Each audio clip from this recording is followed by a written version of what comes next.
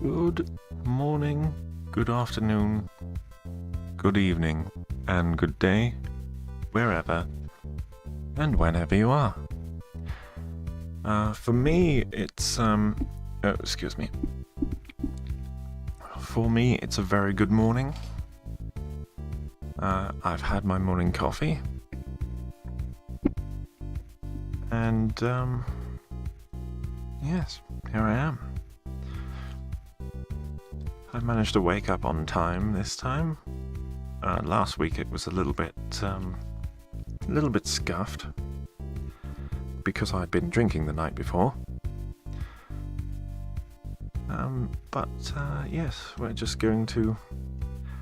going to fade right in to a bit of Pokémon.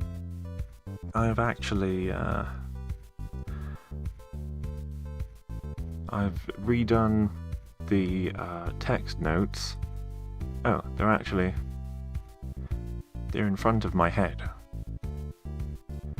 Maybe I should change that. One moment. Behind my head, please. That's better. Yeah, so I'm going to jump right in and just get grinding on some Pokemon. So, what happened last night was a great tragedy. I immediately lost 2 of my team, leaving me with just 2 left.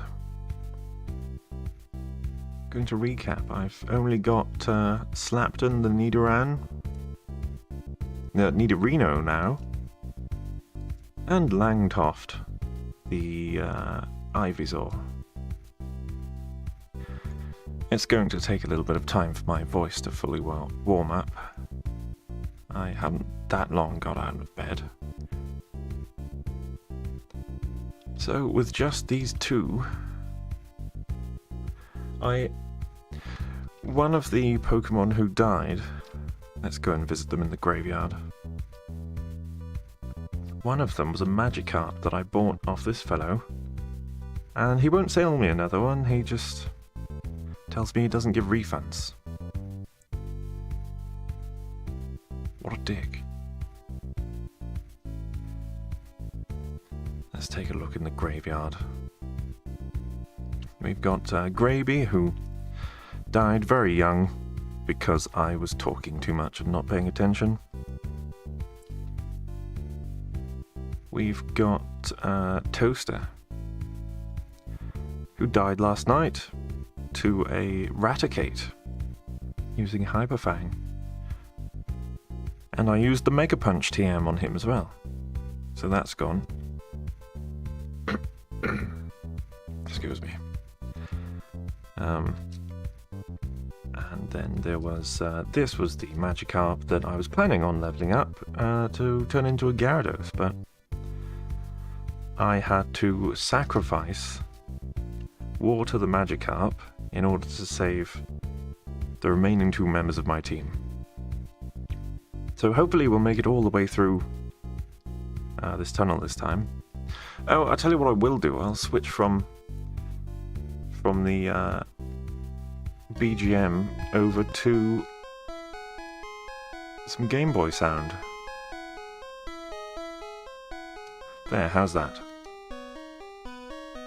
And I'll just turn it up for myself as well so I can hear what's going on.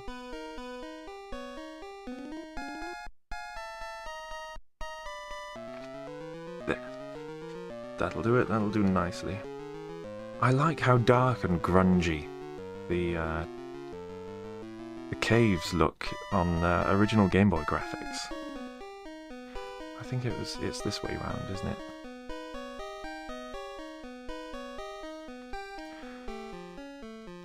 So, I slept very well. I often have quite vivid dreams. And last night's dream, I have a lot of dreams that are based in kind of large hotel complexes. I don't know, I know some people say that dreams have meaning, or they're a way of telling you something that you don't consciously know. If that's the case, I don't know what hotel complexes are trying to tell me. Oh yes, and today's outfit is a cheeky little neck scarf. I thought it would fit the cozy vibe of my sleepy-voiced morning stream. But yes, a lot of my dreams seem to be in these huge indoor complexes, large sort of hotels, shopping malls, airports, large train stations, often all joined up into one enormous complex. And all kinds of different stories play out in that setting.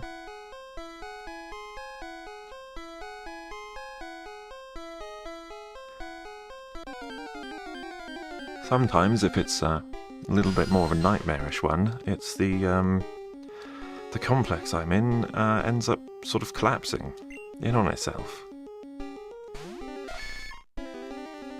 I do remember in one of my dreams there was like a courtyard, an internal courtyard inside a skyscraper, and the lower corners of this courtyard were like skate park quarter pipes.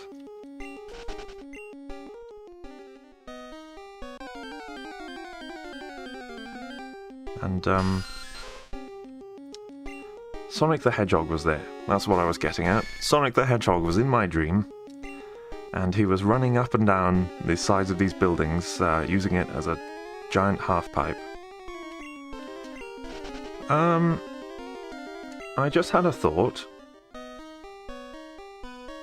This was the guy who killed my Pikachu. Maybe I should level up the remaining two members of my party to level, let's say 20, before carrying on, just so that we don't have to suffer the same pain again, and suffer a total wipe before getting to the second gym. That would be embarrassing. This is my first ever Nuzlocke playthrough, though, which is why I've gone for Nuzlocke Lite. If a Pokémon faints it dies rule sounds exciting, but the only catching the first Pokémon in each zone, I don't think that sounds very fun. That's not something I could stick with, I think. Especially for, you know, baby's first Nuzlocke.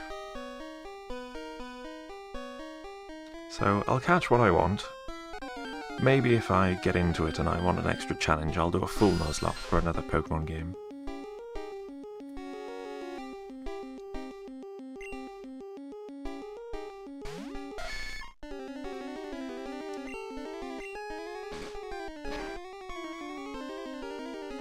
So I'm enjoying that the horn attack is usually a one-hit kill at this point.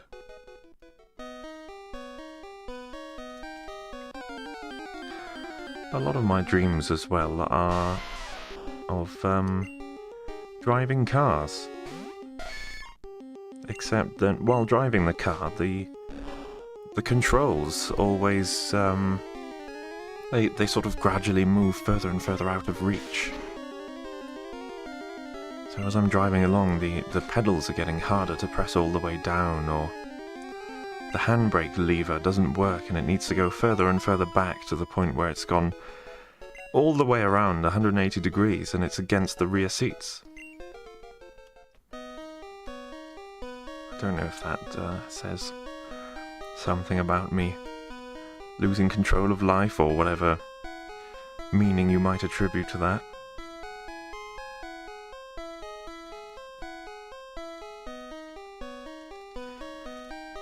But in a more scientific sense, they say that dreams are your brain's way of processing information that you were unable to while you were awake.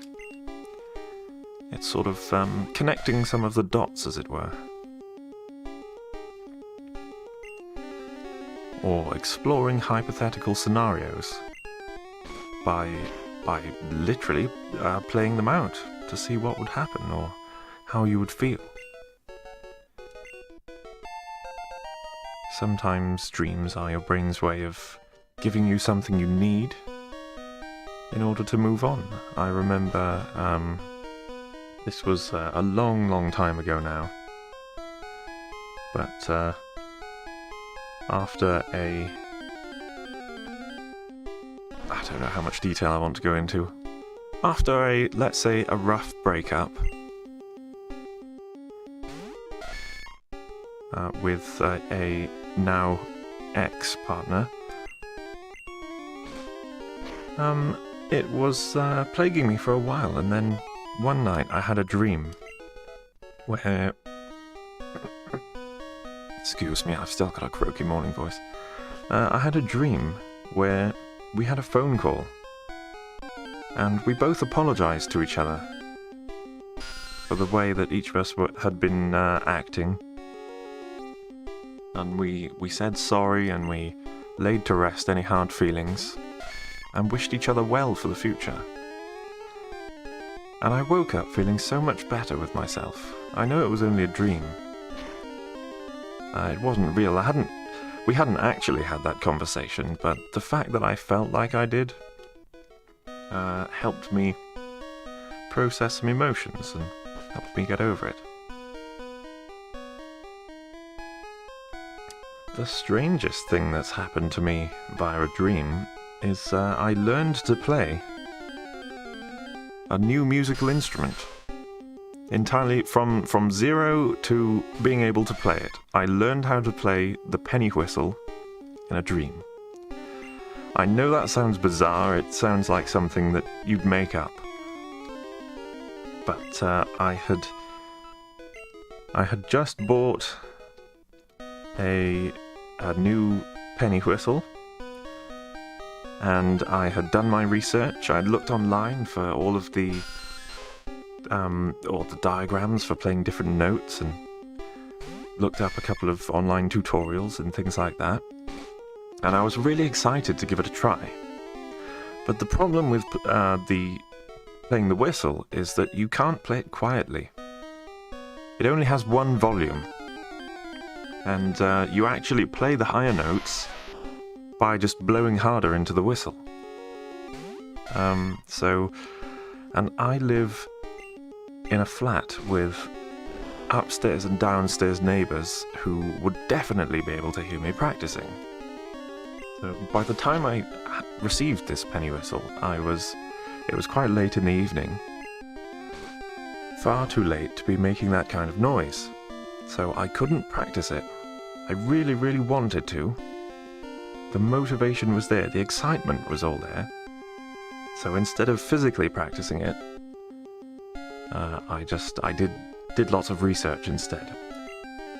So I had absorbed the information, and I held the whistle in my hands and tried the different patterns without actually playing it. And then in my dream, I think probably because I was so excited to try it out, in my dream I had the opportunity to actually play the whistle and see what it sounded like. And in my dream I kept practicing until I could play, there were a couple of tunes I practiced. And then when I woke up,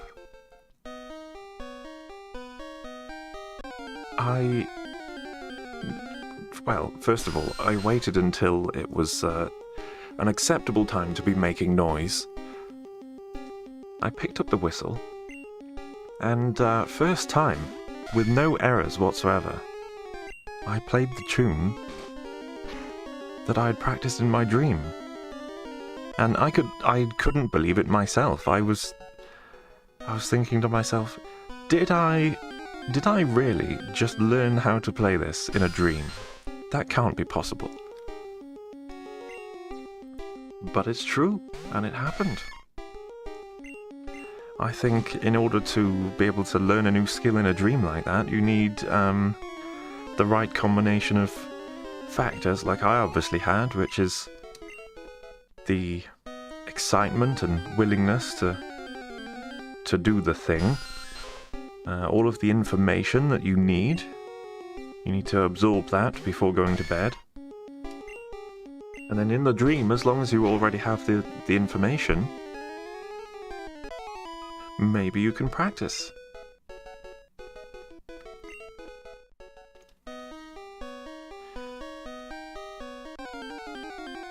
I was having a conversation with some friends, probably a few weeks ago. I'll just say the other day.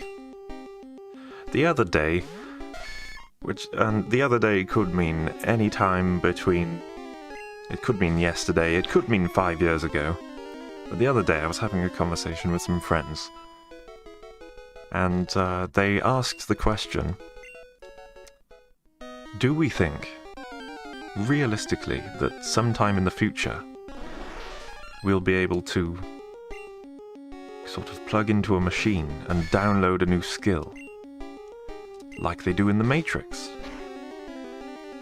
They do it when they famously plug Neo into a machine in the back of his head, and he opens his eyes and he says, "I know Kung Fu."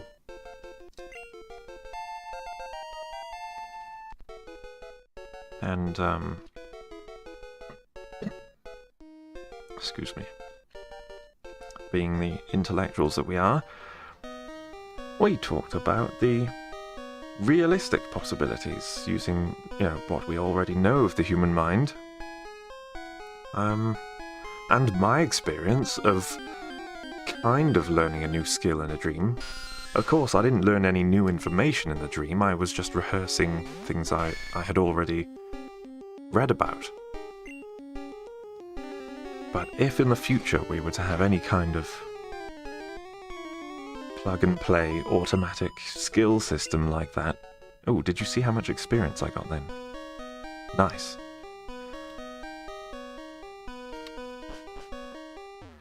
If we were to have some kind of automatic plug-and-play system like that, then it would have to... I don't think we'd be able to just download a new skill like you download a file on a computer, because everyone's brain is wired differently, and you may have multiple different people who all know a particular skill, but they've all learned it in their own unique ways, and the knowledge inside their head is represented in different unique ways from one person to another. So I think that if you were to artificially learn a new skill by downloading it into your head, you would need something that can show you the skill, show you the information you need, and then allow your brain to rehearse the skill so that you learn it in your own unique way. And I said, thinking about the kind of technology they have in the Matrix, you would need... oh, nice again. Nice experience points. You'd need to enter some kind of accelerated dream state. Kind of like being in the Matrix, I suppose, where your brain is fed the new information, or maybe you're shown the new information within the dream, and offered the chance to practice the skill until you're good at it. But through...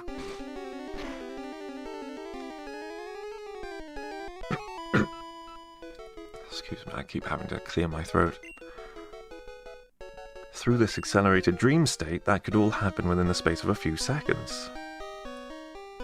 I mean, in reality, they say that when you dream, usually the whole dream takes place within the final minute or so before you wake up. So you could plug into a machine, enter a dream state, and spend a minute practicing the skill in your dream. And then when you wake up, you'll have, quote-unquote, downloaded the new skill.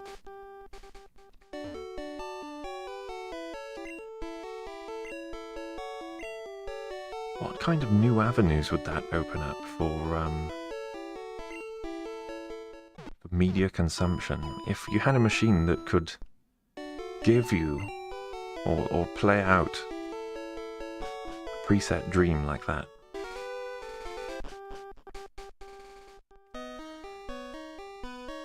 You'd have services offering downloadable dream content. Like any new form of media, it would become oversaturated with porn though, wouldn't it? Let's be honest. That's the kind of dream most people would want to download.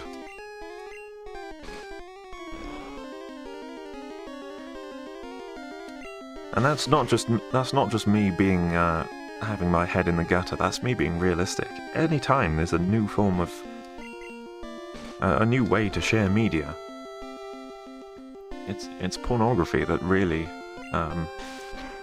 pushes it ahead.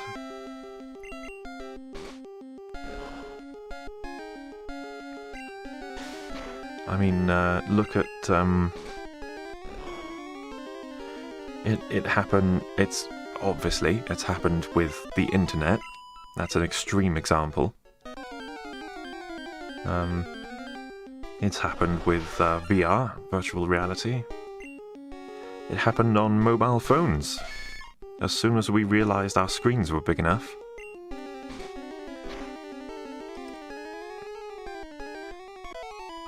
And if we developed downloadable dreams, it would definitely happen with that. Guaranteed. It would be the first real thing to take off with it. That is, as soon as it's kind of free access, you know? Because the internet, it originally started, it was academic institutions communicating data between one another. But the moment it went public, the moment that anyone could put anything on the internet, that's when it started. That's when the dirty content began.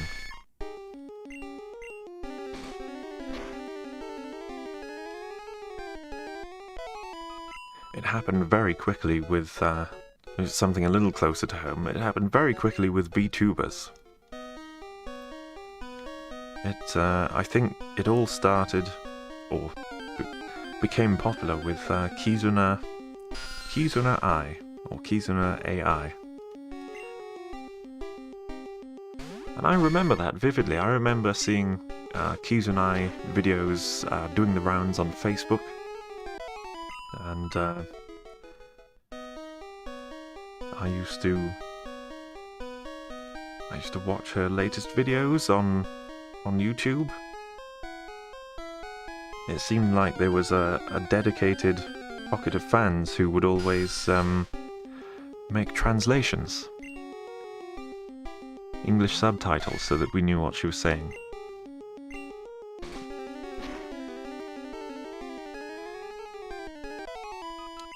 And if I remember... Oh, nice. I keep getting this... a very nice amount of experience points.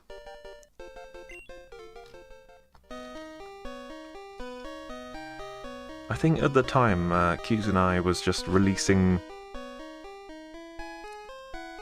Wasn't she just kind of pre-making videos and putting them up? It wasn't live streaming. I suppose if you're going to pioneer something new like that, you would do it in kind of short-form video format rather than going live in case something should go wrong. Which I imagine it did in those early days.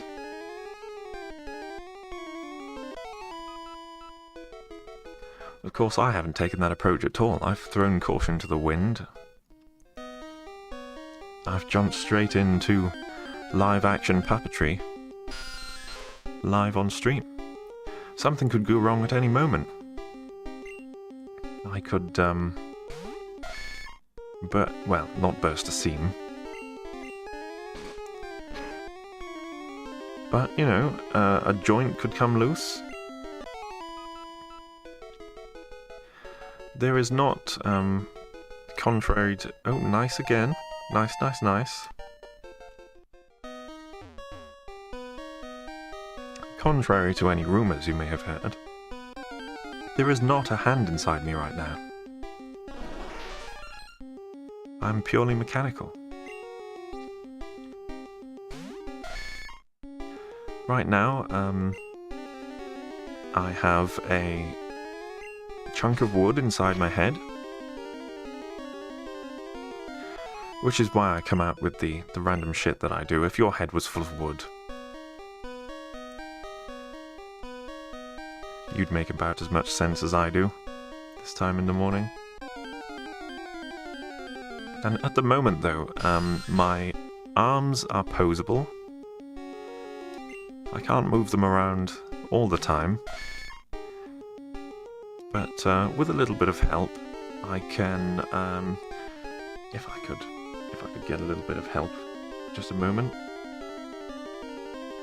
I can move my arms and leave them in one position, like this. But I seem to have posed myself like a doorman. Ah, yes, sir. Right this way. Right this way. After you. Don't mind if I do. Or perhaps a pose for taking a bow. Thank you very much. Thank you. Please, please, in lieu of flowers, I would like you all to donate to Puppets Anonymous, a charity for puppets with serious problems who need help to drag their filthy minds out of the gutter. I'm gonna put my arm back down now.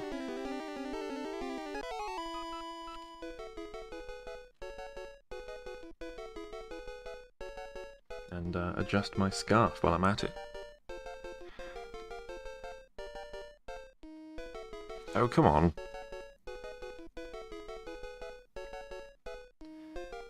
Stay down. My arms are being a little bit too lively.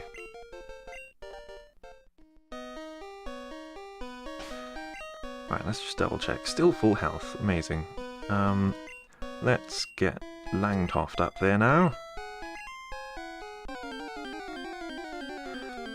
This is probably... I think this should be the strategy through a Nuzlite playthrough. Since I've learned the hard way. Over-level your Pokémon. Get them strong enough that they can just one-hit kill most things so that they're not in danger of getting wiped by a bloody rocket grunt with a Raticate that knows Hyper Fang.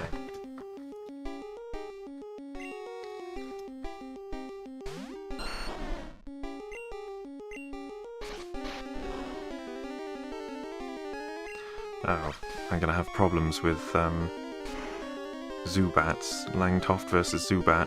Look at that. Maybe if I drop a Leech Seed on him and try tackling instead.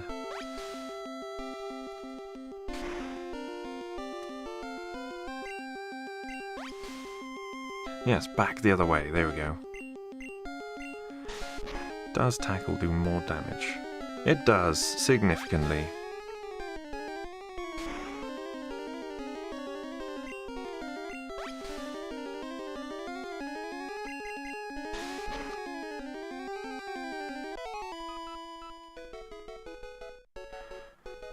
My god, I have talked a lot of bollocks this morning, haven't I?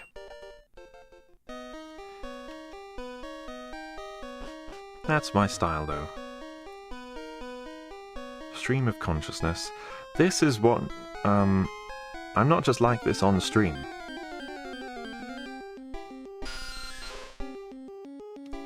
I'm like this every day. It's just a continuous flow of absolute bollocks 24/7.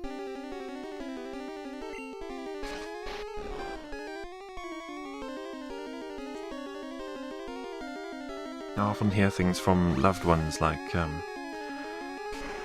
What on earth are you talking about now, Cat?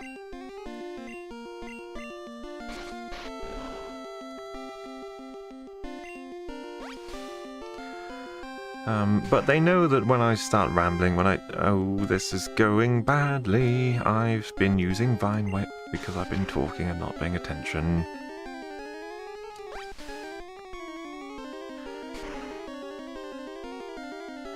Okay, I think I can win this. Nice.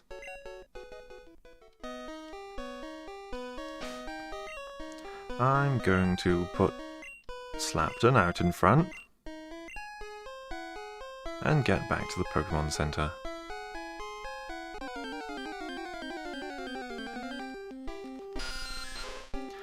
Oh, I must remember to add this video to the Pokémon Blue Nuzlocke playlist. I don't know if you've seen it. I've got a playlist on my channel.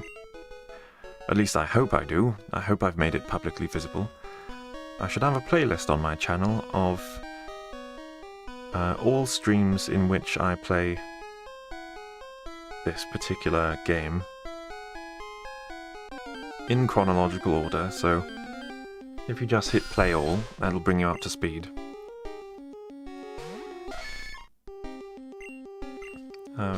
Live stream playlists like that, I like to binge them if I know I'm going to have a long day at home. Just playing a casual game like City Skylines is a game I like to play to eat up a few hours.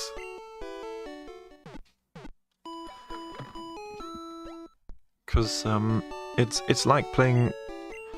It's like working on a little model city. It's not a very challenging game. At least I don't find it challenging.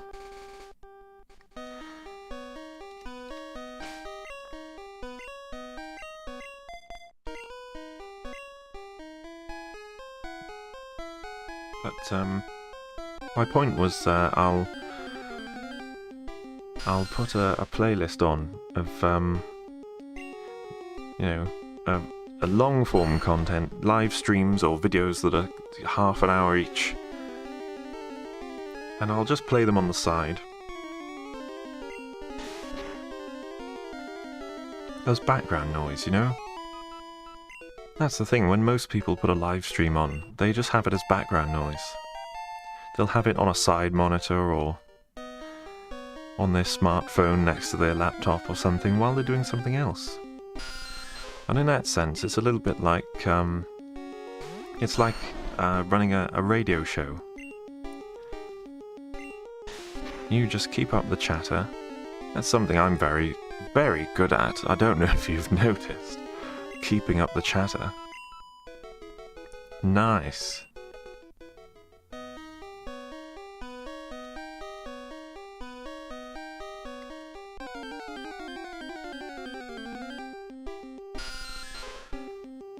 But part of my chatter is, sometimes...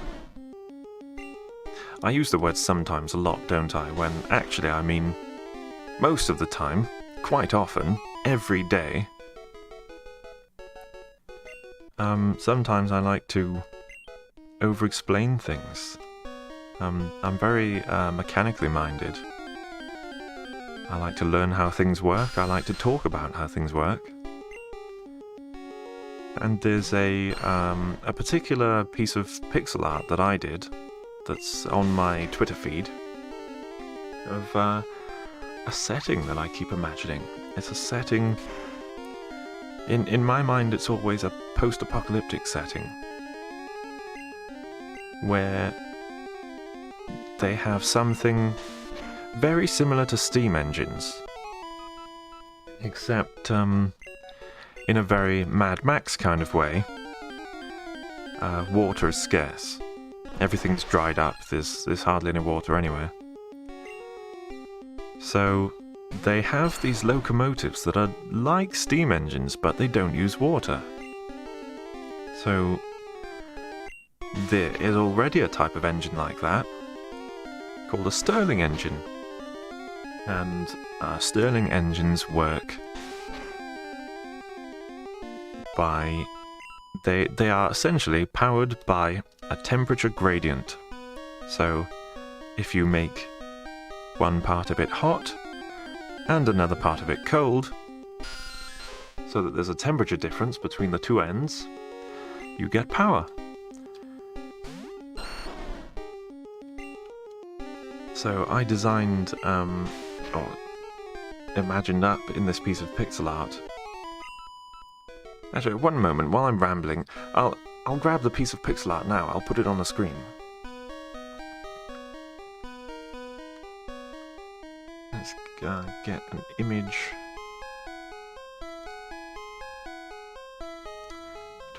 There's my pixel art folder.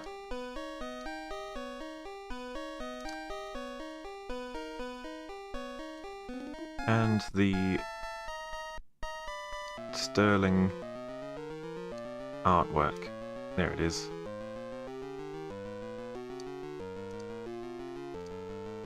Beep. There. Oh, it's in front of my face. Embarrassing.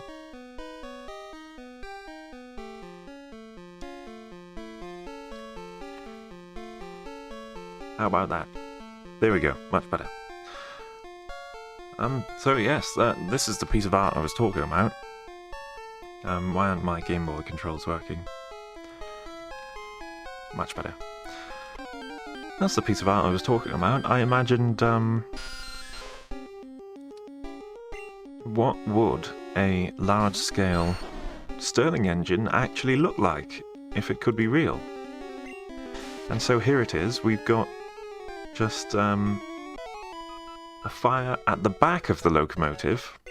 So the funnel is at the back, not the front. So the back is the hot end, and the front is the cool end. So the front would be kind of all covered in cooling fins, which makes for quite a nice a sort of Art Deco streamlined style, which is a style I'm very fond of. I might do some Art Deco pixel art at some point. That might be nice.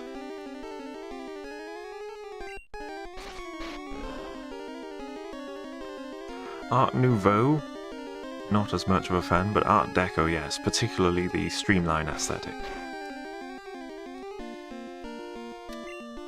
After this Pokémon, I'm going to take a moment to hydrate, because I've been streaming for 40 minutes and I have not had a single sip of water.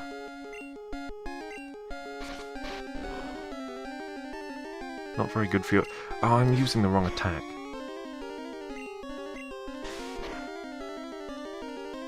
I should pay just a little bit of attention to the actual game, shouldn't I? Okay. One moment. BRB hydrating.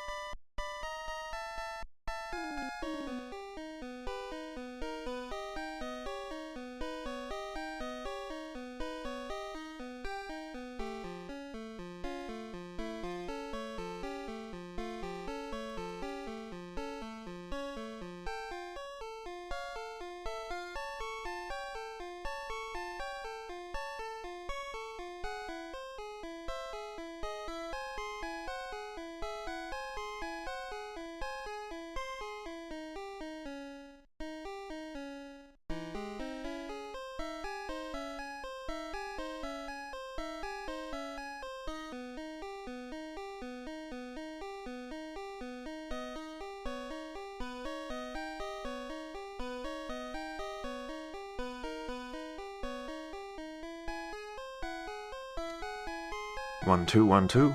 Ah, yeah, sorry. I was still muted for a second there.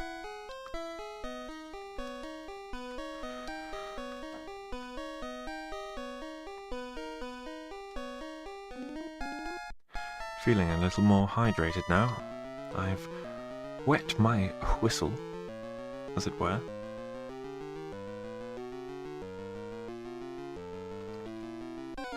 It's important for streaming. I think that's why streamers on Twitch have that points redeem thing with hydrate as the action. It's important, yo.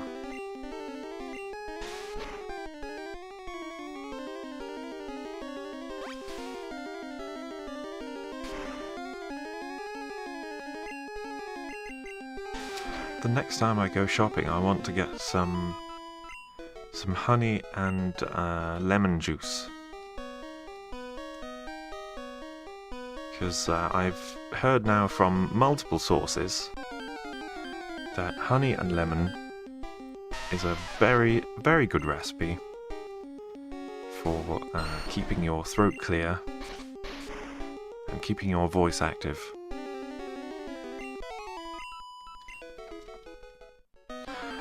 When I first started streaming, though, I noticed that I was kind of straining my voice. I don't know what it is. There's a certain something that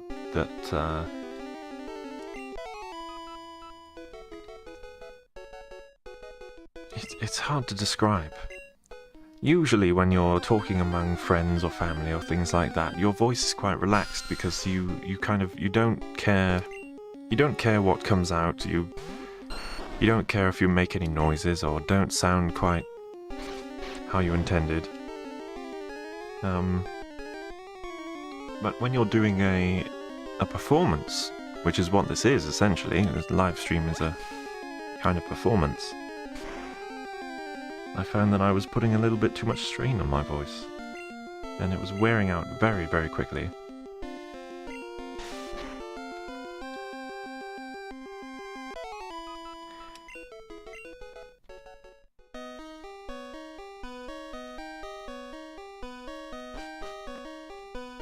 Oh, I didn't mean to go down there. I'm on my way to the Pokémon Center.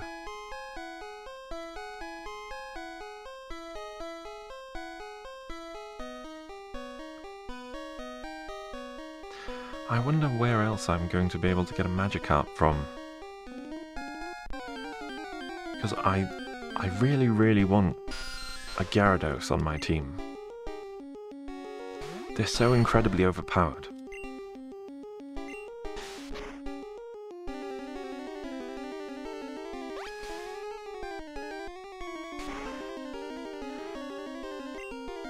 Oh no. Well, at least I'm right by the door of the cave.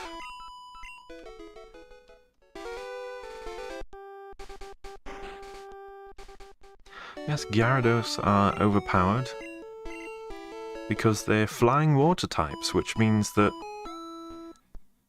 they are not weak to grass type, because water is weak to grass types, but flying is strong against grass types, so they sort of cancel out.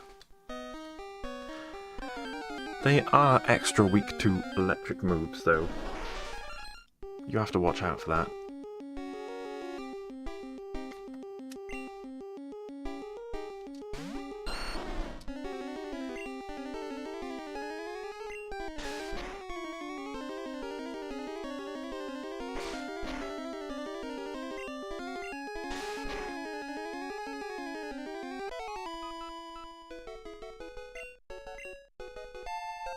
Level 20.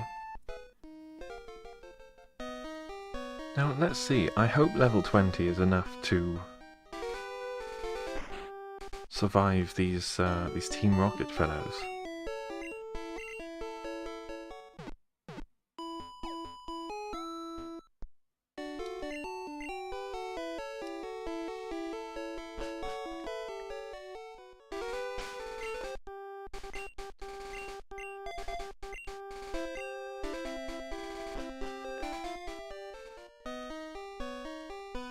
Oh, last night I said I was going to do some research to find out what moves Nidorino learns, so I know when to evolve him. I didn't do that research. I went to bed. I went to sleep, and then this morning I woke up, I had my morning shower, some breakfast cereal and a coffee, and then I started streaming again.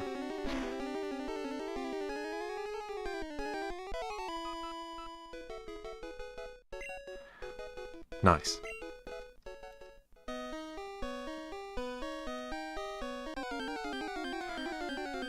That's the thing with these Friday night to Saturday morning streams, is I stream Friday night until I'm tired, just too tired to carry on. I stop streaming, I go to bed, I wake up Saturday morning, I start streaming again. Stream, sleep, what is it? Eat, sleep, stream, repeat.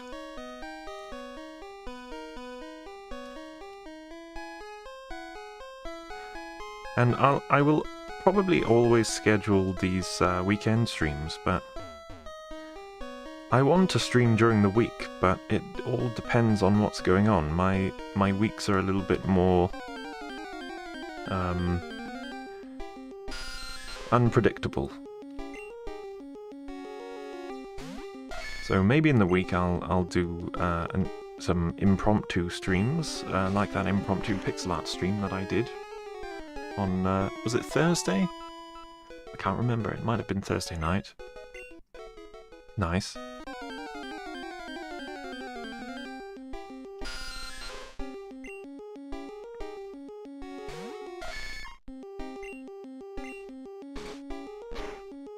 I'm just gonna keep back. I know I could just run from these Zubat, but I would rather one-hit kill them and get the extra experience. I remember when my sister and I first got, I think I had Pokemon Leaf Green and she had Pokemon Fire Red. So the remakes of Gen 1, the remakes of this game, and I wanted to see how she was getting along. So she showed me her Pokemon team, and I said, wow, how is your... I think she had a Charmeleon that was already something like level 22 by the time she got to Pewter City. So, I mean, look at me, I'm going ahead of the curve, and I've got both of my main guys to level 20. And I said, what are you doing? And she said, I don't know, that's just the level that he's got to. So I watched her play for a little bit. Every single wild Pokemon that appeared, ever, she would always defeat them. And I said, you know you can just run from those, don't you? But no, she thought that was the game. She thought you had to battle every single Pokemon that appeared.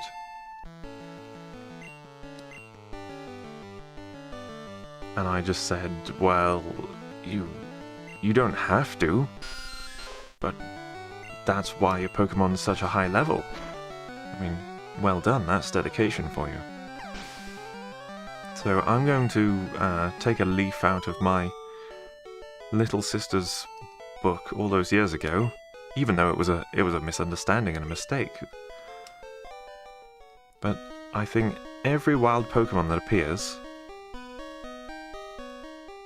I'll have a go. Ah, the fossils. Is there something over here? No.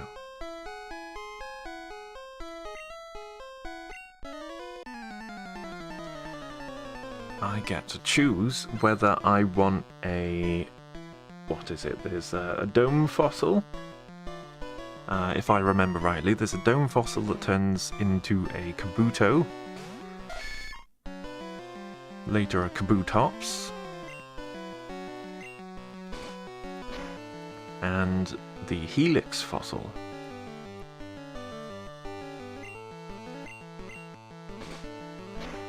Which turns into Omanyte and then Omstar.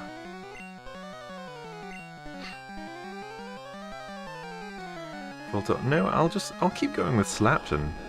This, it's an appropriate name because this guy slaps. I mean, look, it's just one hit killing. That horn attack is something else. Yeah, just keep going, keep knocking them out, man.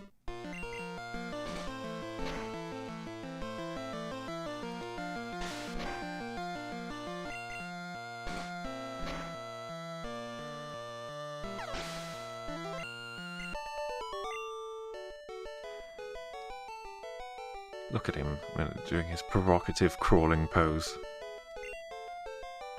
Oh, don't hurt me. We'll each take one. No being greedy. Oh, this is it, I suppose. Dome or Helix?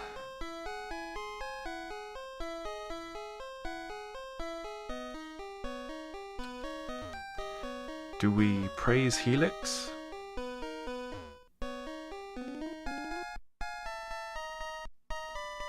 Or is it Dome?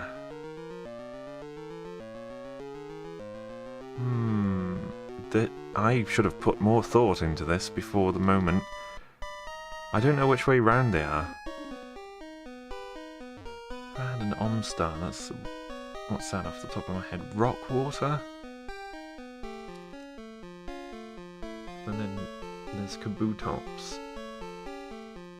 I do want a Lapras though, which already covers the water type.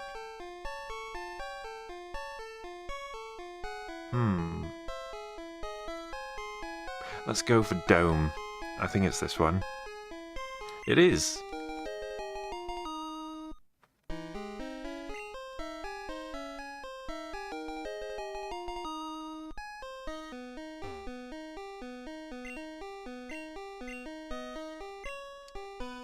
Ah, Cinnabar Island. So what were Team Rocket doing down here then?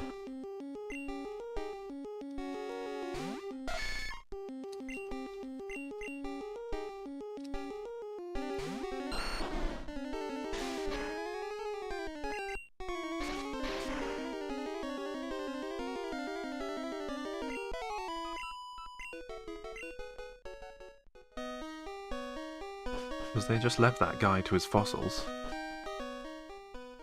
Oh, that's it. There's just a couple of Team Rocket guys for no reason.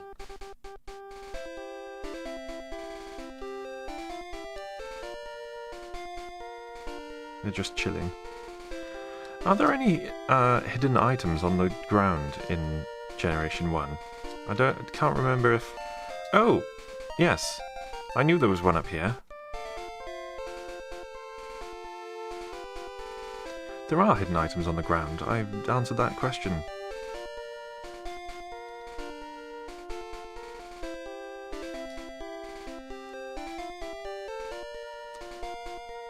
I wonder if you do get an item finder at some point.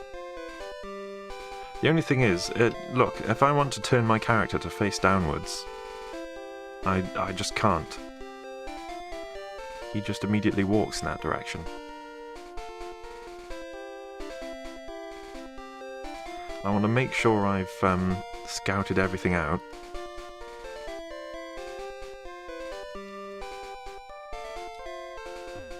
Before going further ahead, because I know that once you jump over the ledge to get to Cerulean City, you can't get back.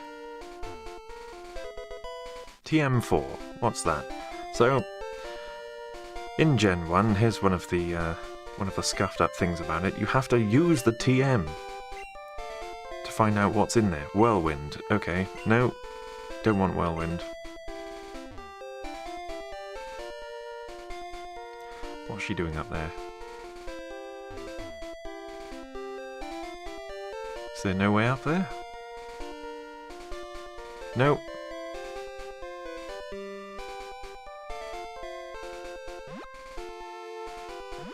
And Cerulean City.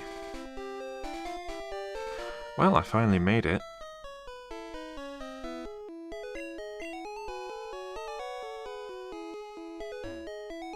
Ah, the bike shop.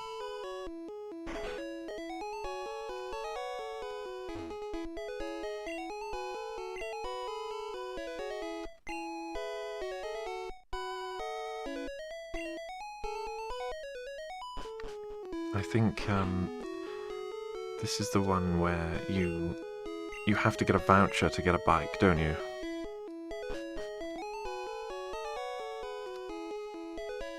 In some of the other games, you just go to the bike shop and they just give it to you. I know that's in Gen 2. You go into the bike shop and he says, hey, could you just ride this around to advertise my bike shop?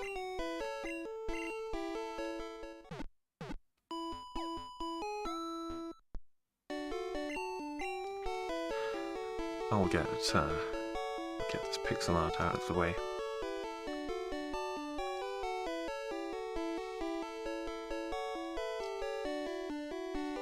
What's Chairman doing today? Tiny Chairman.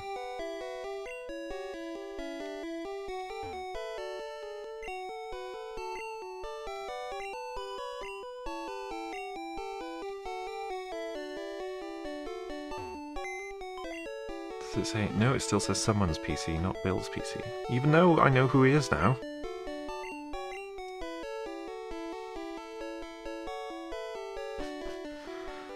Quick hydration break.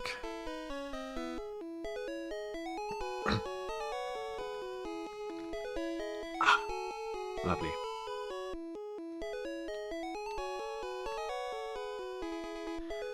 One moment, what's going on here?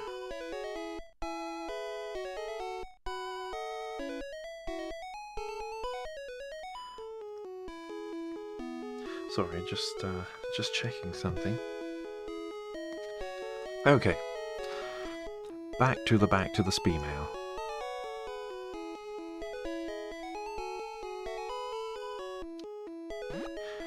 Can I get into the gym? Or is there something I have to do first?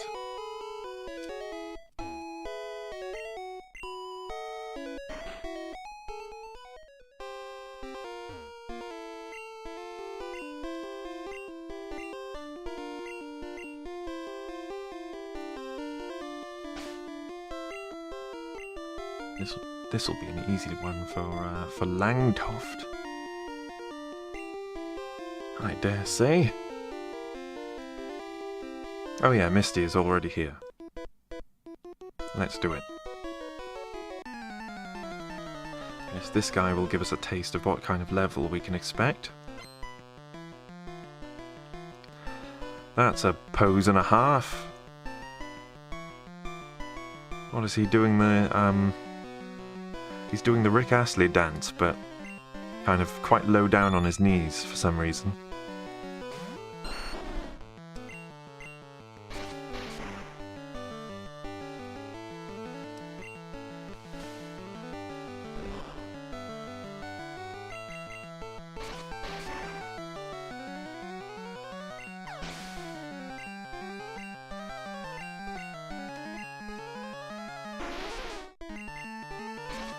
Oh, Sheldo looks a bit unfortunate in the Gen 1 artwork, doesn't he?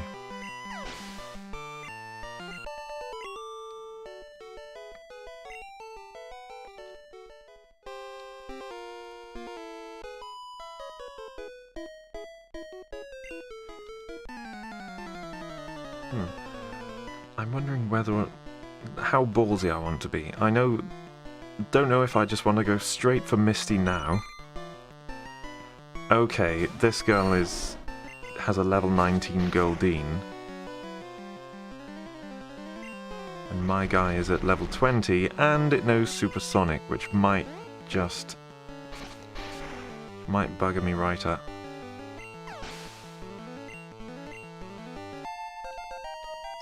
I think some more leveling is in order.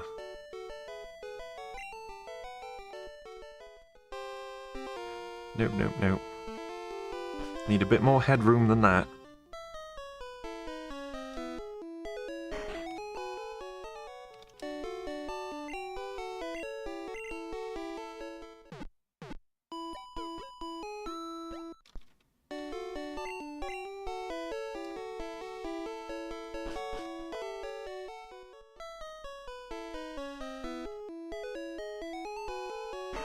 And there's one of these houses. You can walk through to the back. Ah, it's this one.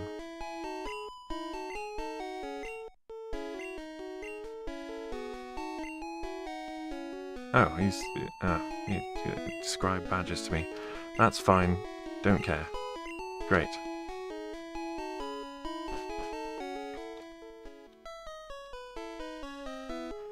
Oh, that's the mysterious cave. That's where Mewtwo lives.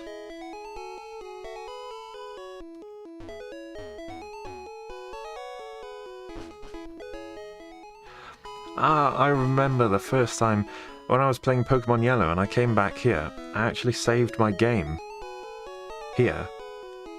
And then I forgot how to get back, because you look at the back of these houses, look at them. There's no obvious... Like, normally if there's a door or something in the back of a building, they put, like a doormat or something so that you know where to go. But here, no. You just have to know that it's here. So I remember loading my game and thinking, oh no, is the game broken? Have I somehow glitched into an area I'm not supposed to get to? Trading Pokemon. Poliwhirl. I don't have a Poliwhirl. But... oh, lost my footing for a second there. I'm back. Sorry about that, I can be a bit clumsy sometimes. It might be worth getting a Jinx, because if I can use a Jinx to freeze my enemy Pokemon, in Generation 1, the freeze effect is completely overpowered. When a Pokemon is frozen, they don't unfreeze by themselves, they don't thaw out. The only way you can get rid of the freeze effect is with an item or by getting attacked by a fire move. Oh, look at the Ekans sprite, that's one of my favourites. Homer Simpson Ekans.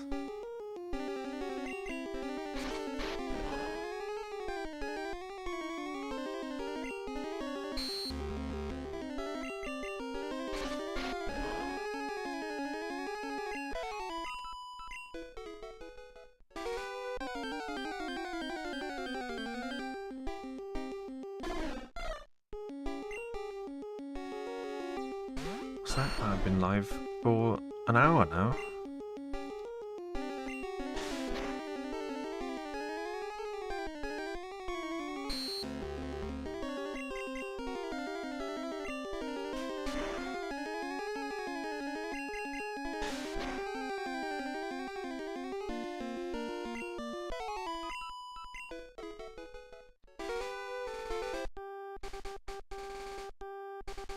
And I've always told myself that at the 1 hour mark, I should stand up for a bit and move around.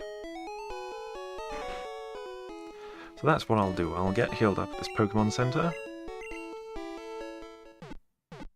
And then I'll stick up the BRB message.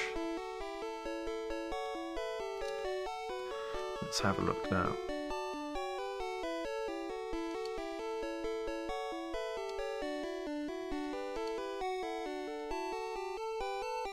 If I pop that there,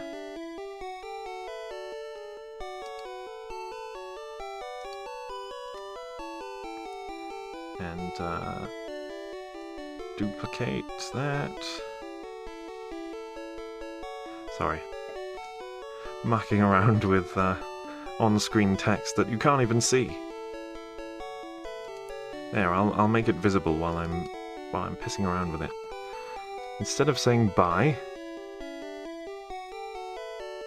I'll change that to BRB.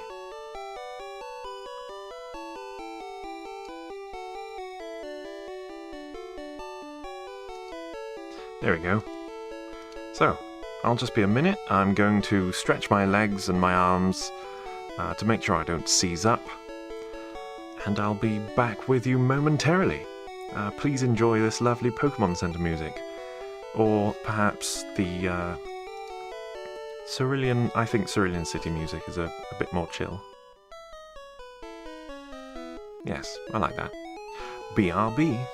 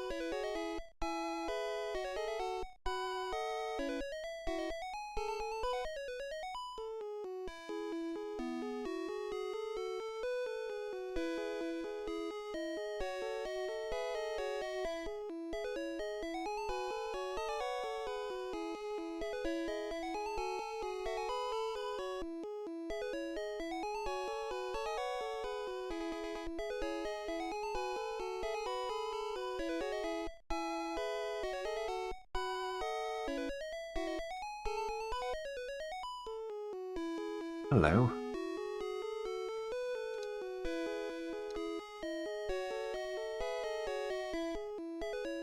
Let's fade that out, shall we?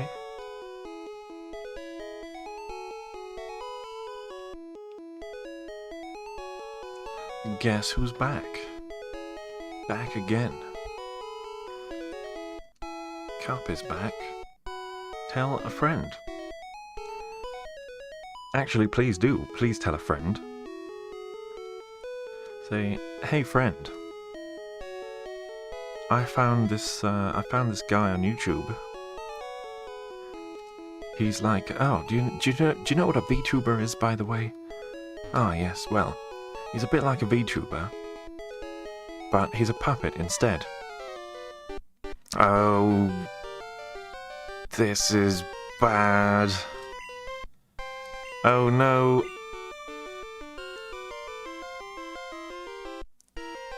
I forgot about this rival battle. He's always so strong. Are we gonna have more deaths? Am I just wildly unprepared for a Nuzlite challenge? Oh, fuck. Shit. No, Pidgeotto's gonna kick Langtoft's ass. Oh no. This is bad. Oh, sand attack as well. No, no, no, no, no.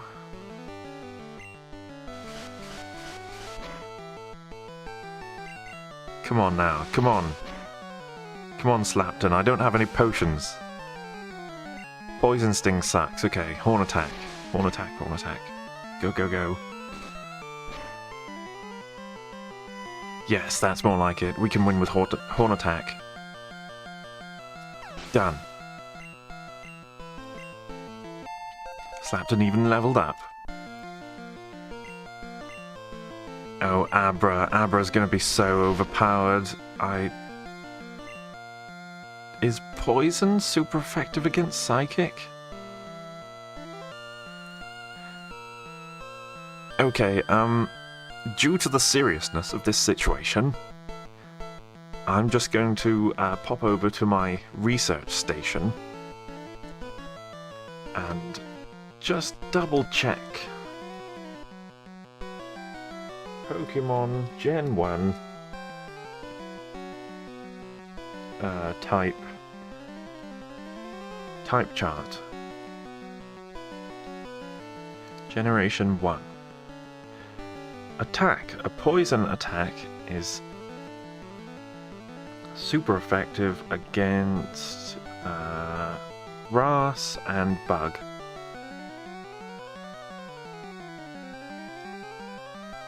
And bug attacks are super effective against poison for some reason, and grass and psychic.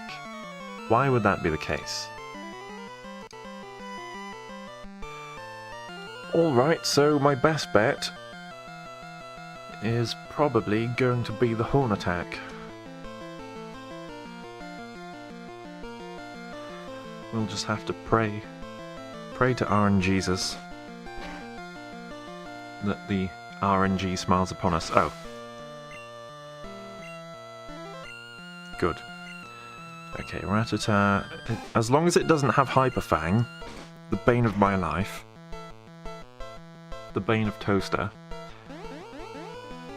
Oh, perfect. Rattata's straight out. And then there's the Charmeleon. Charmander, he hasn't even evolved it yet. What a loser. Come on, come on, come on. Oh, that sand attack is coming back. It's causing lots of misses. No.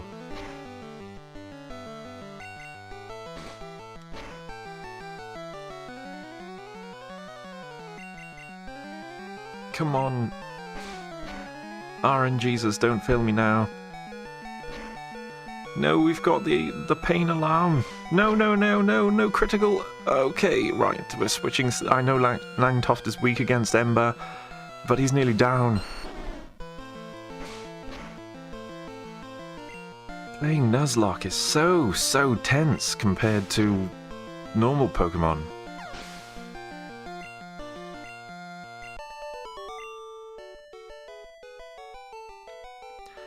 I kicked ass. Ass, hey, take it easy. You won already. No, I'm gonna keep kicking you up the butt.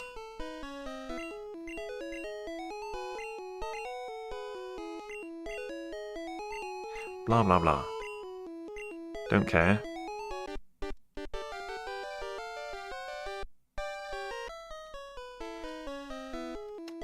Okay. I need to expand my team a little bit, I think.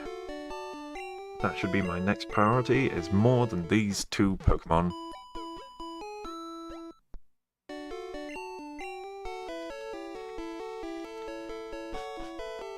And on that subject, let's go and... No, it's Slapton I want to look at. Let's just double check when I'm going to evolve him into a Nidoking. So we currently have Nidorino,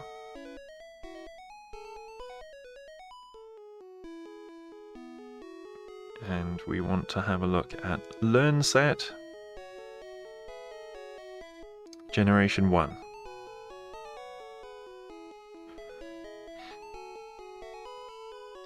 So we got Poison Sting, Focus Energy. Focus Energy is pointless. Yeah, I thought there was an issue. Focus Energy worked incorrectly in Generation 1. While it was intended to multiply the user's critical hit ratio by 4, it instead divides it by 4.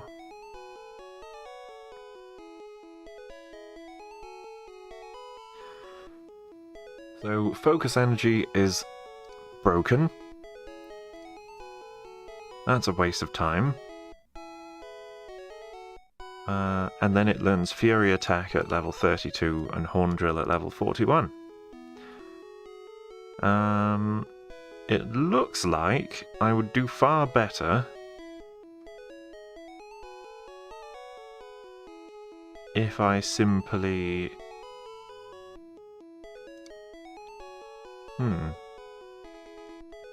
If I just level him up or evolve him to a Nidoking immediately.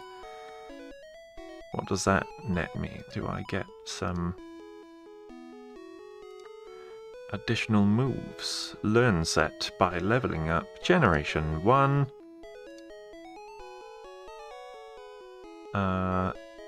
That means it would learn Thrash at level 23.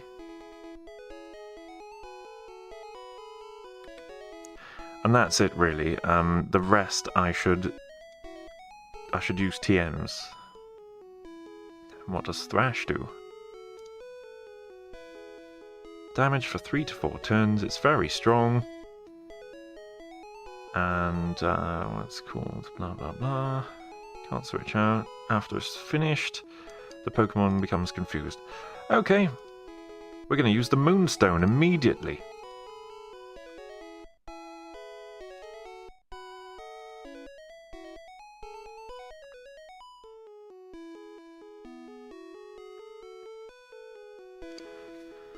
Because level 23 is when Nidoking learns Thrash.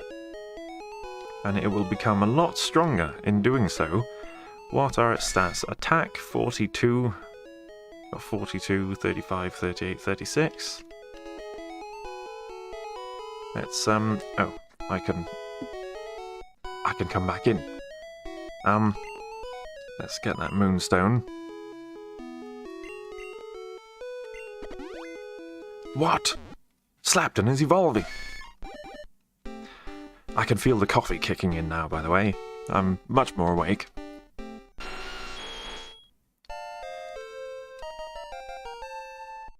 Hell yeah. Most Pokemon, you wouldn't want to evolve them that young, because then they would miss out on learning certain moves. But apparently, with Nidorino and Nidoking, they don't learn anything useful anyway, so... Look at those stats. Look at them. 51, 44. Where's Langtoft? Langtoft is nothing by comparison. I now have an overpowered Nidoking. That was when I was doing my research to find out what my Pokemon team was going to be. Nidoking was way up there.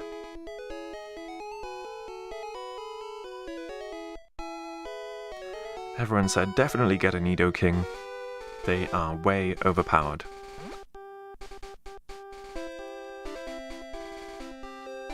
Oh, actually, no. Let's just go for it. I was gonna level up my Venusaur a little. Not Venusaur. Ivysaur. I was gonna level up my Ivysaur a little bit, but I won't.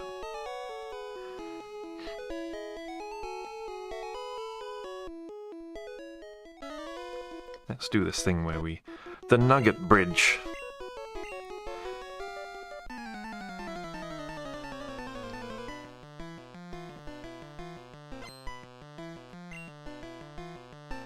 So what? We deduced that Misty was likely to have Pokemon around the level 20 mark.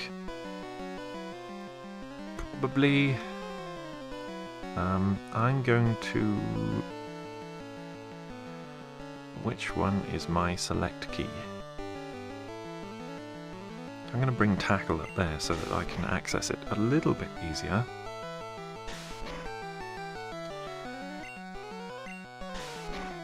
But I don't know, I'm just, I'm not really that inspired to catch more than these two Pokemon, although I know I really should. It's risky playing with just two.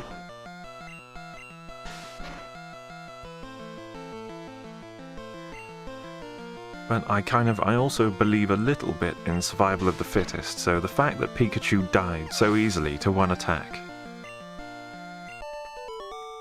I don't think I'll get another Pikachu. I do want another Magikarp though, because I definitely want a Gyarados. But the question is, where to get one?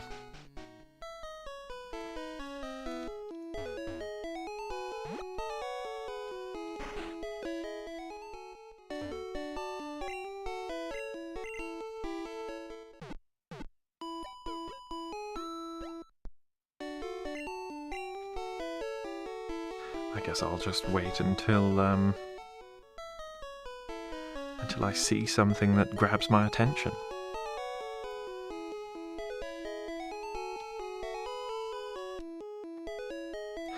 Hey, maybe I should do a Pokemon Smash or Pass stream.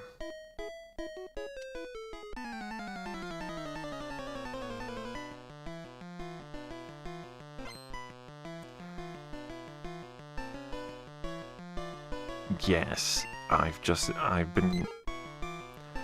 thought it over for a second there. Pokemon Smash or Pass, that's going to happen. But with Gen 1 artwork. We're gonna do Generation 1 Smash or Pass.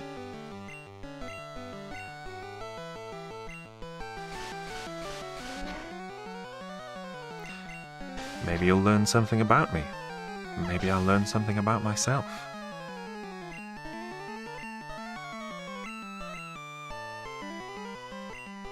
Ho ho, someone else has a Nidoran? You haven't even evolved it into Nidorina yet.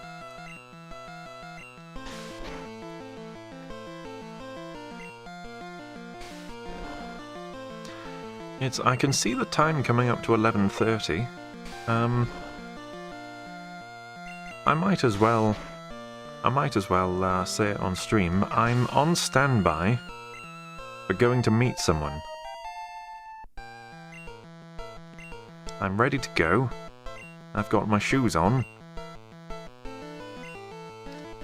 I'm just waiting for a message for when I have to leave.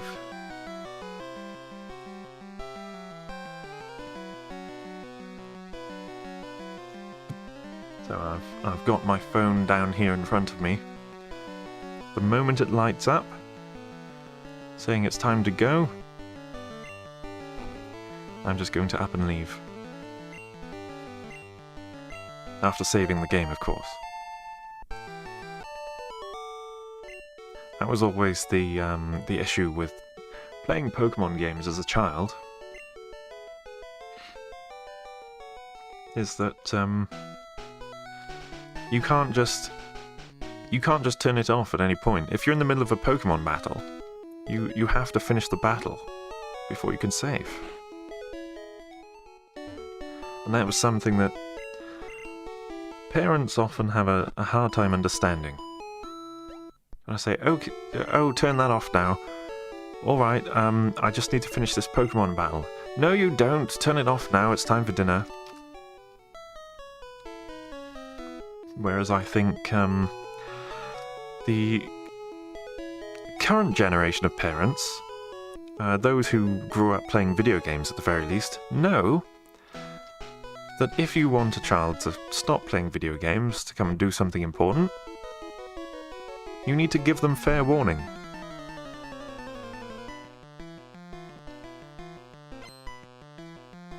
Like, you know, just call up the stairs and say, "Okay, Cup, dinner's ready.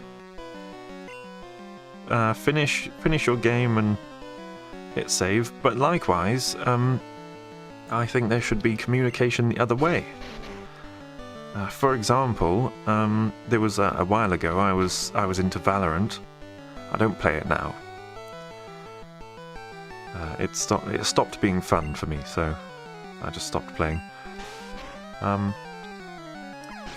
But yes, communication works both ways. When I was in a Valorant game, I would tell anyone else who might want my attention that, okay, these rounds last between, it could be half an hour to 45 minutes, and once I've entered a game, I can't just leave it because I'm playing with real people. And if I leave the game, they will all hate me.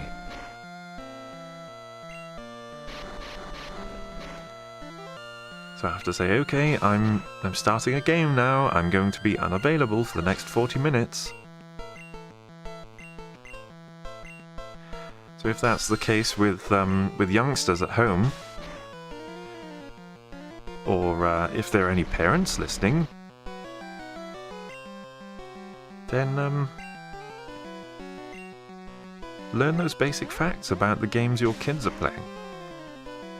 Ask them, how much notice do you need when it's dinner time?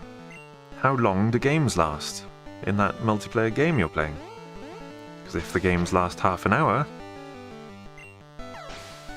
you need to let them know about half an hour before dinner time.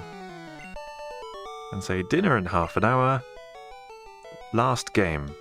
Don't start a new one after that. When you finish that game, turn it off and come downstairs.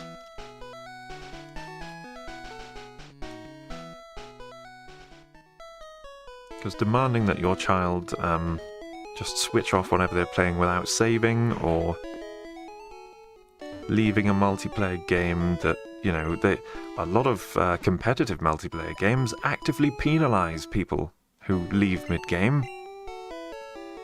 So it's very unhealthy to force your kids to do things like that. They'll grow to resent you. That's not a reflection of my childhood, by the way. My parents were very understanding.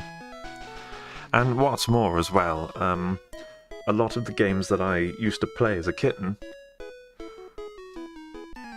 were games that you could just switch off. So there were some games where every time you start a new level or a new zone, you get a password to write down. Or in the case of Mega Bomberman, which was, I think I played on my Sunday chill stream, you get the password for the current zone you're in if you die. So if it was time to switch the game off, I would just make sure I would just blow myself up, because you can just quite easily kill yourself with your own bombs in there. So you would just kind of blow yourself up until you lose all your lives, and write the password down.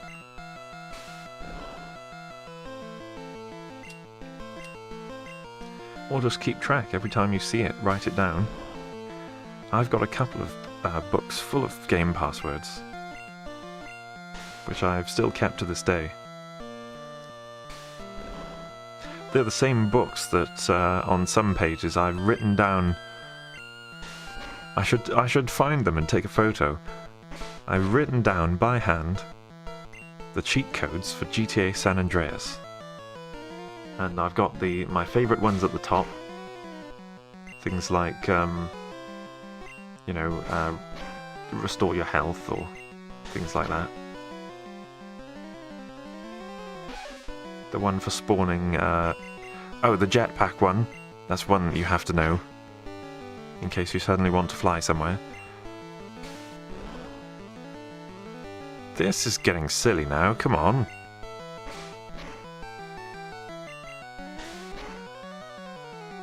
Finally, Sand Attack is way overpowered. I wonder if there's something wrong with it in Generation 1. I'll have to add that to my potential research notes.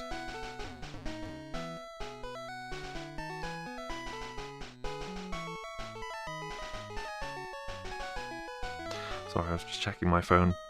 They said 11:30 and it's gone beyond 11:30 now and I haven't heard from them.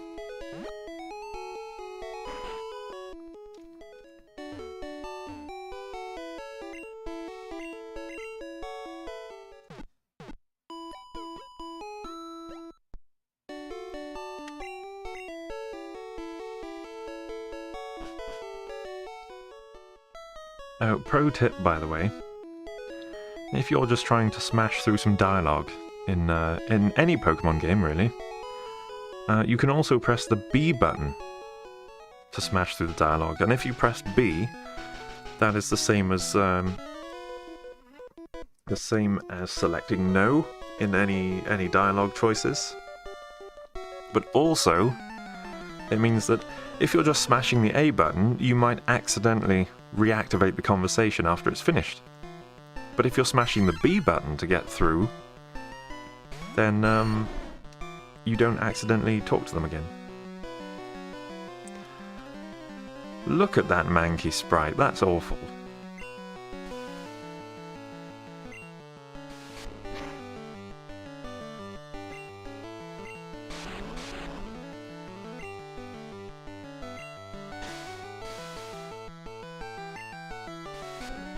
Mankey was seeded.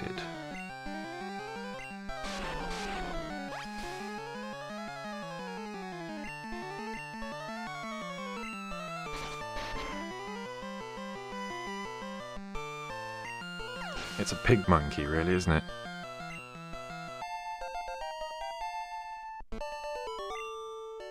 Monkey pig.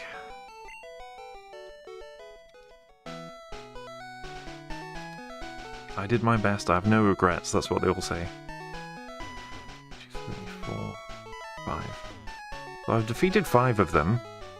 So according to their own rules, I'm entitled to a prize now, but I'm sure the final guy battles you as well, which is why I'm healing up first.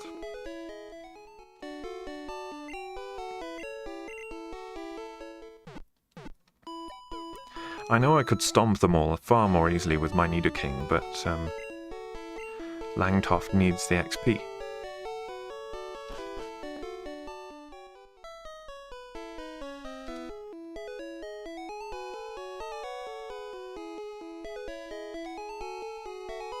I just got the random urge to save the game.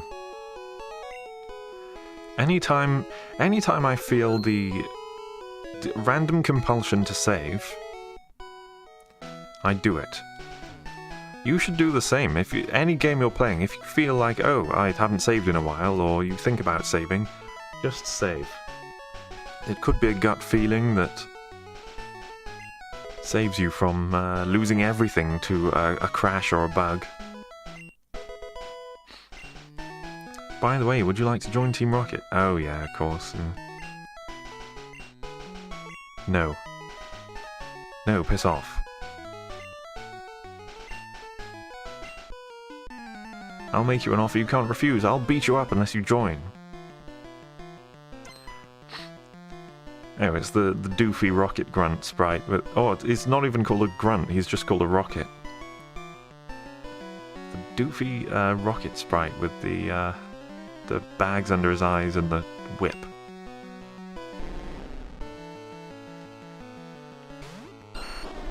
And his doofy Ekans.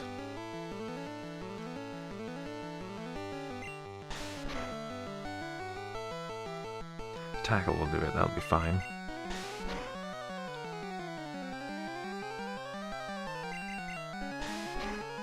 Ha!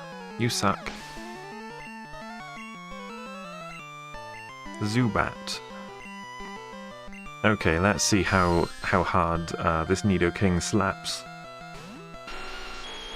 Go, Slapton!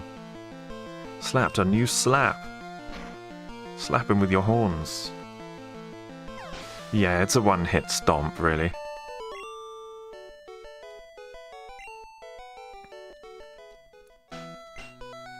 Oh, I could become a top lead. Yeah, I know. It would be good. I think there are some ROM hacks where you can play as a member of Team Rocket. TM45. What's that one? Booted up a TM. Thunderwave. Toast of the Pikachu, new Thunderwave.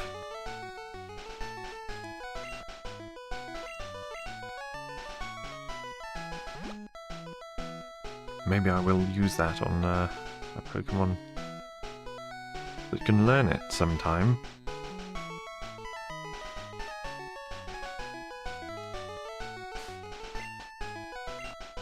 Still full HP. Let's do it. Let's have some trainer battles.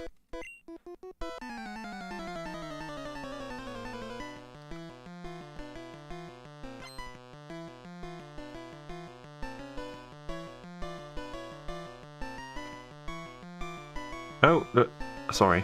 I didn't mean to press that button. I mean, it's no bad thing anyway. I mean, what is it?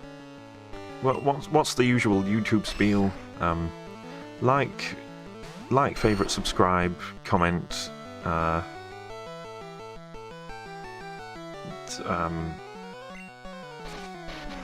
else can you add to that?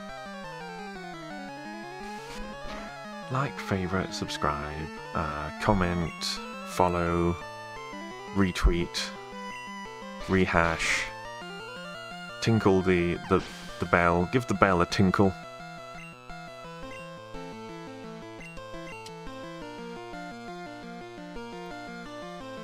Donate. Well, I don't have donate links, I'm just trying to think of things that influencers say.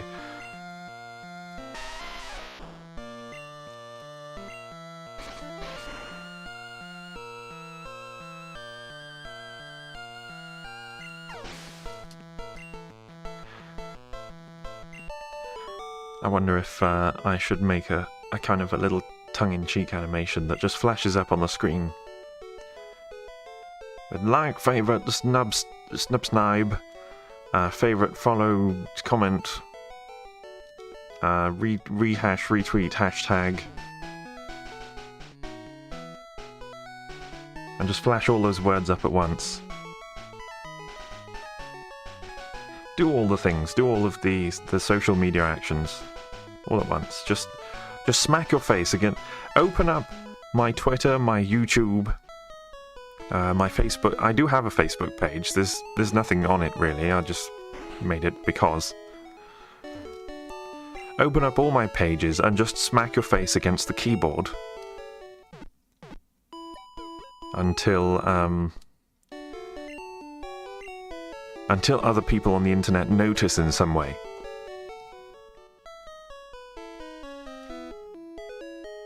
That's the end goal, really. Print flyers.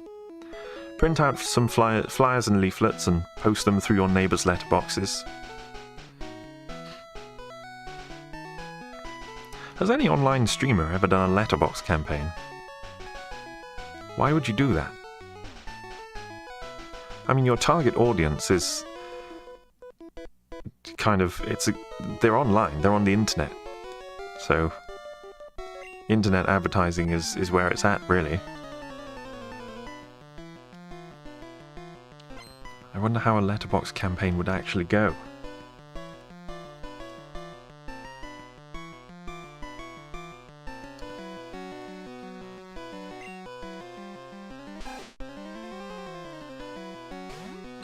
Take out an ad in the local, your local parish newsletter that gets handed out at the knitting circle.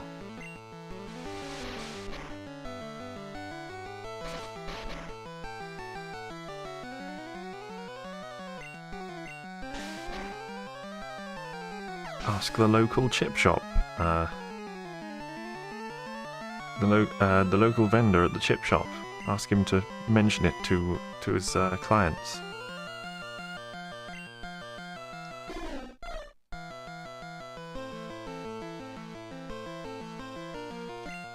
Oh yes, I'll have the battered sausage, tub of gravy, portion of chips. Make that a large chips. Oh, thank you very much, sir. That'll be £9.28. Oh, and by the way, have you subscribed to Cup the Cat? No, what the hell's that? Oh, it's a YouTube thing.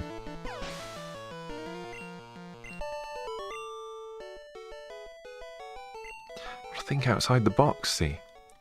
If you just do what everyone else is doing, how on earth are you going to stand out?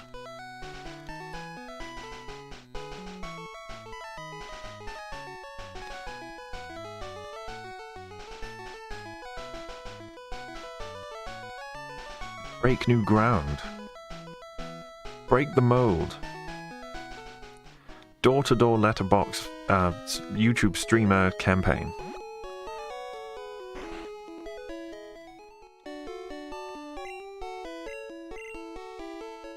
Maybe I should... It's a terrible idea. We could have door knockers, get door knocker teams out on the road. Good afternoon, excuse me, madam. Have you heard about our Lord and Savior... Oh, sorry, wrong spiel. Have you heard about Cup the Cat? The first thing you should know, as is written in all his name fields on social media, is that Cup is a cat.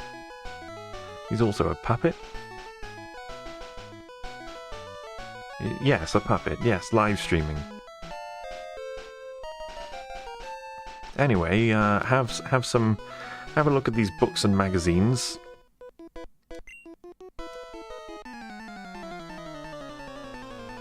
Perhaps we can come in and discuss beliefs for a little bit and convert you to following Cup on and watching his YouTube streams. Okay, thanks. Have a lovely day. Next door. Knock, knock, knock. Good afternoon, sir. Have you heard of our Lord and Saviour Cup the Cat? Oh, I said it again. Never mind. We're just going to go with the Lord and Saviour thing.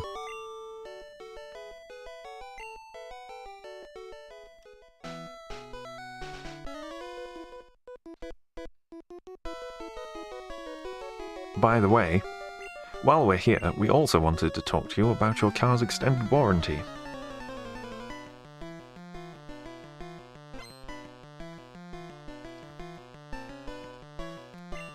Oh, did you... You might have heard about, there was a guy got a phone call from his friend who was on the International Space Station. They managed to patch a phone call through, and his phone was ringing. Apparently he didn't tell him about it beforehand, but he was phoning him, and on the screen it said that he was getting a phone call from the US government. And he had some friends around him at the time who said, "Oh no, don't answer it, it's probably a scam, or maybe it's the tax office or something." So he didn't answer it, he rejected the call. And then he checked later, listened back to his voicemail, and the voicemail said something like, Oh hey, it's me from the International Space Station. You probably just saw US government saw an official looking call on your screen and just sent it to voicemail, but maybe I'll catch you next time. So from the International Space Station, see you soon. It was like, oh man, imagine turning down a phone call from space. But I suppose the lesson to be learned from that is if you're going to make such an important phone call, try to tell them beforehand. Even if you want to keep it like a semi-surprise, you can say, oh, hey, send a message saying, yo Steve, tomorrow afternoon you might get a phone call from the US government. Make sure you don't miss it. It's going to be something special.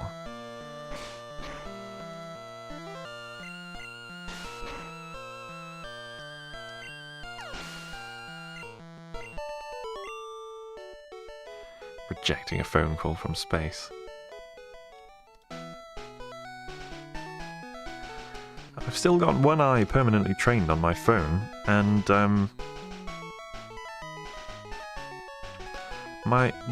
to be fair, my friend did say between 11:30 and 12 I will let you know when to leave. It's 11:50 right now, so not having any correspondence yet is not necessarily a bad thing. If I get as far as 12 o'clock though, I probably will end there, because so far I haven't really done a stream for more than 2 hours. Because, how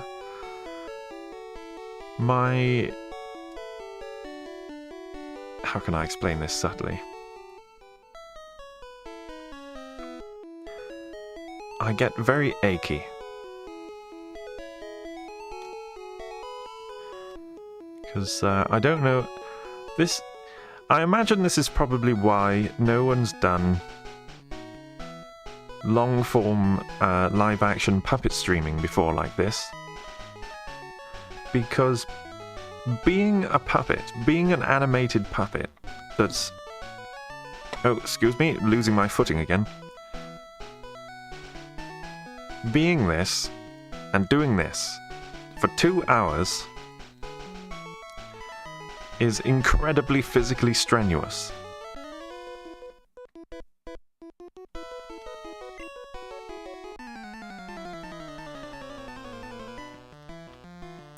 Even though through my mechanical design, I have found a way to make it very easy to do this with very little effort and in as much comfort as possible.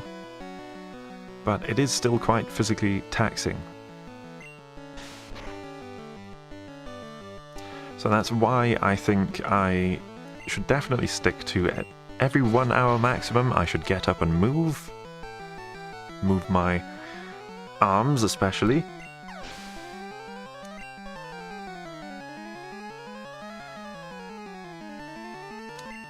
But,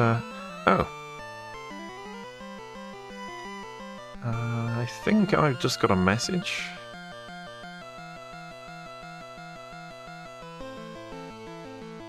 Ah, okay, it's a message to say nearly ready. Don't leave yet. See you soon. Wait, what am I doing? What am I fighting? Geodude, that's fine. That's well timed actually, because that means if I do finish this stream in 8 minutes, then I can get ready and go right then.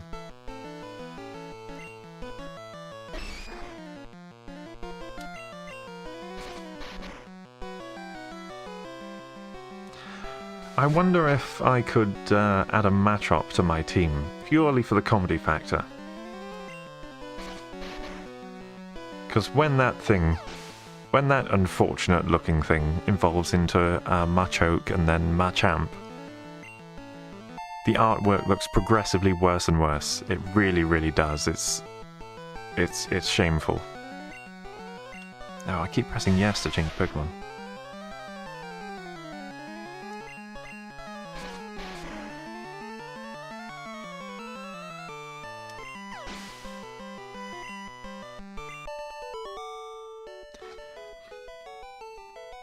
I don't know why I just thought of this, but the live chat feeds.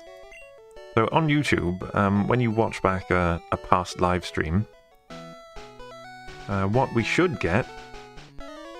There we go. I wanted to pull that guy down out of the way so I can walk around him and get the item without having to cut that tree down. You've got a girlfriend. Well done to you.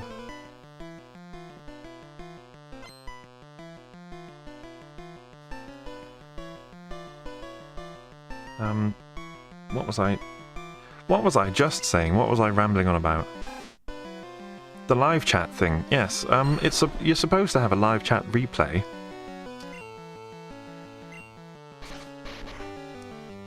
But for some reason, it looks like it takes about a day or two for the live chat replay to appear. And until then, you can watch the video back and you can see me interacting with chat sometimes, but you have no idea what they're saying because the live chat replay doesn't appear. So, with that in mind, I think I'll take another look at my streaming setup, and for next time, I'll try to have an on-screen, in-video chat log, so that if YouTube doesn't want to do its job properly, at least I can do it. If it's in the video, if it's visible in the video, nothing can go wrong, can it? Right, now I can walk around him.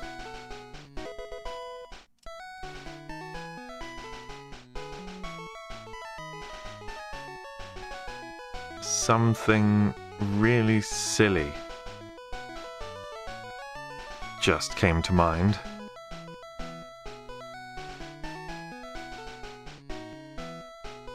If I save the game standing here, when I reload it, if that guy is stood back in place, if he's stood here again, I would be permanently trapped. Is that a thing? Does that happen? I'm not going to try. I won't try it.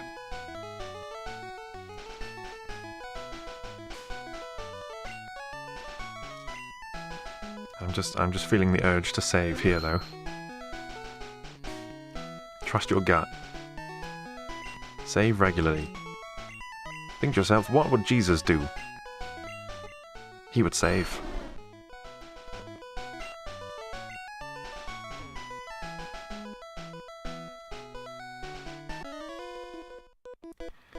How's it going, dude man bro?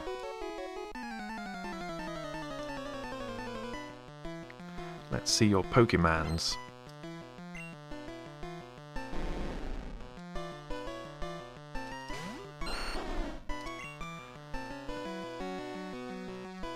Langtoft will sort you out.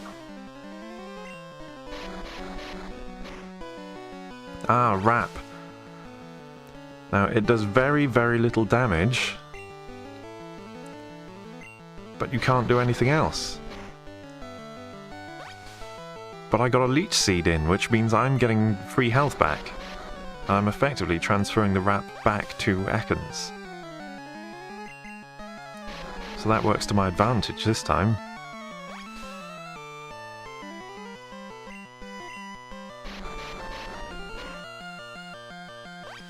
I still think it's kind of dumb the way Wrap works.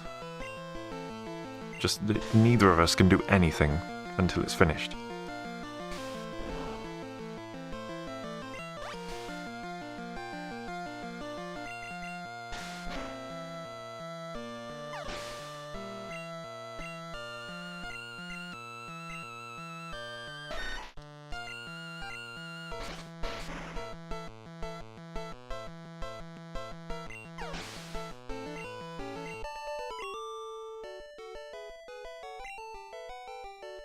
done. I've done it.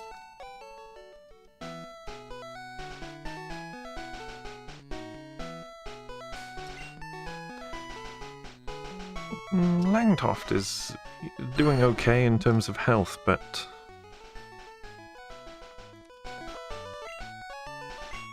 need more PP.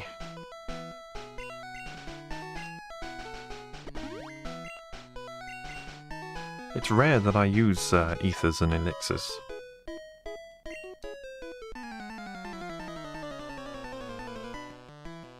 I think that's the same for anyone, really.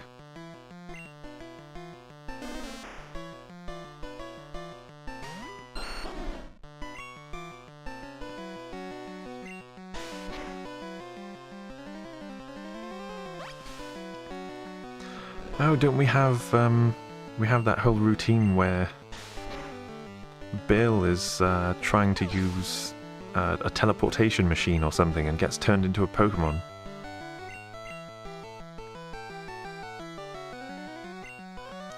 Okay, let's switch to Slapton. Slapton slaps. Maybe I should teach him double slap or something, just so that he can perform his namesake.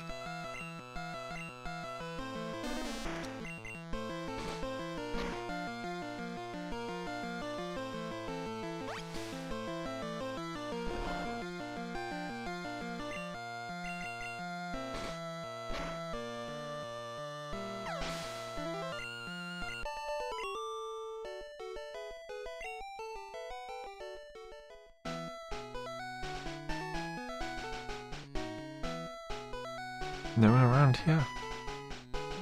I have a vague memory of Misty being up here, having a date or something. But I think that's in Gen 2. I think that's in Pokemon Gold once you get to Kanto.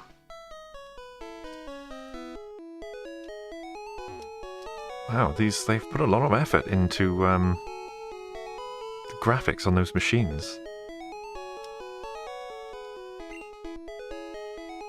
Ah, this is Bill. I'm a true blue Pokemaniac.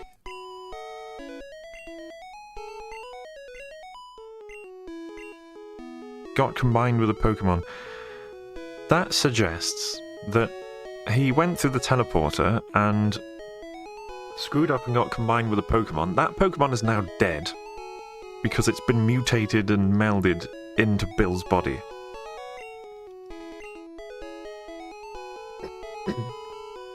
That's kind of dark when you think about it. Because you'd expect that if this works properly,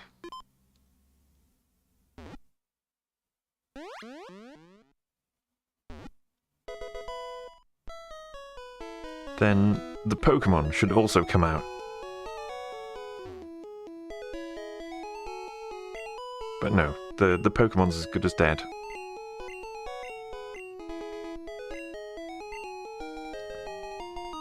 Oh, it's a ticket for that ship.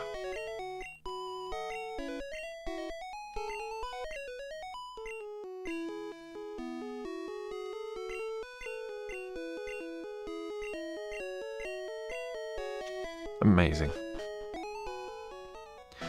Alright, I think I've leveled my team enough. I'm going to go and whoop Misty's ass.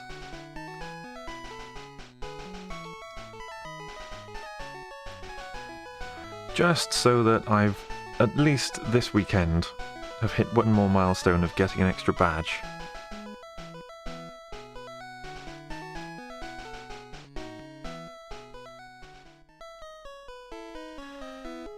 Because my voice is really going now. Oh, speaking of which, let me get a sip of water.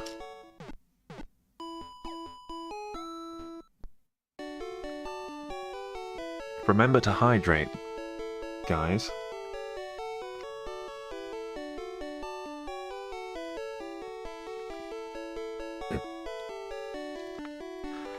I'll always remember,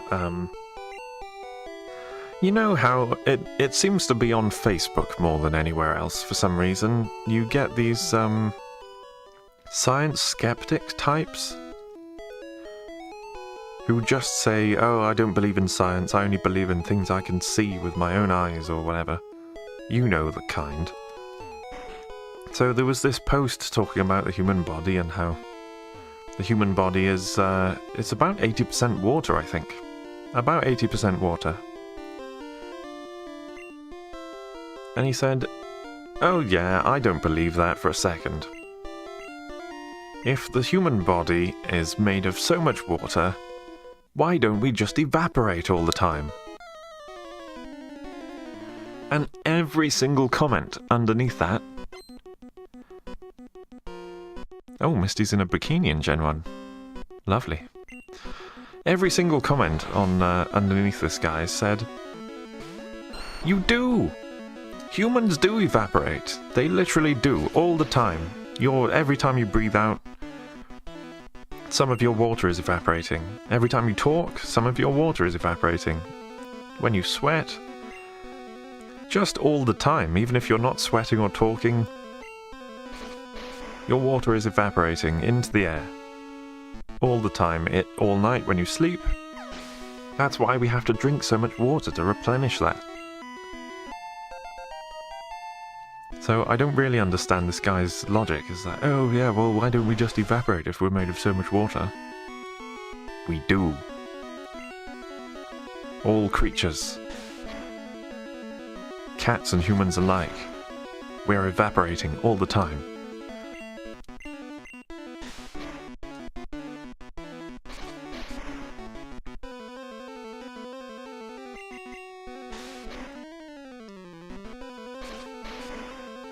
Yeah, that's what I wanted. I wanted an easy battle.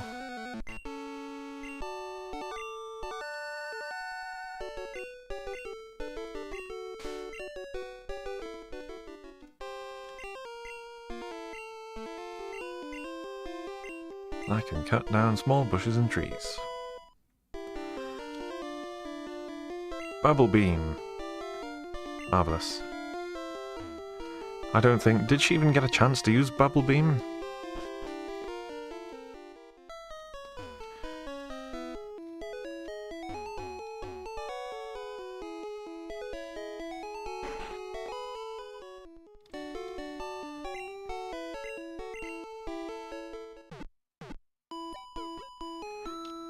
So, I've done it. I've got the Cascade badge.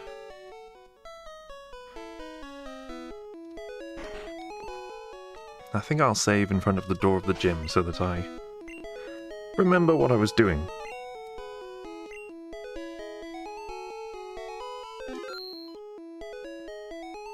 There we go.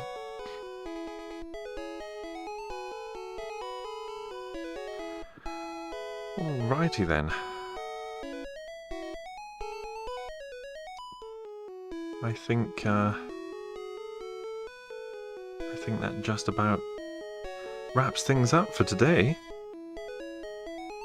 I will catch you in the next stream, which is going to be in exactly 10 hours time from now.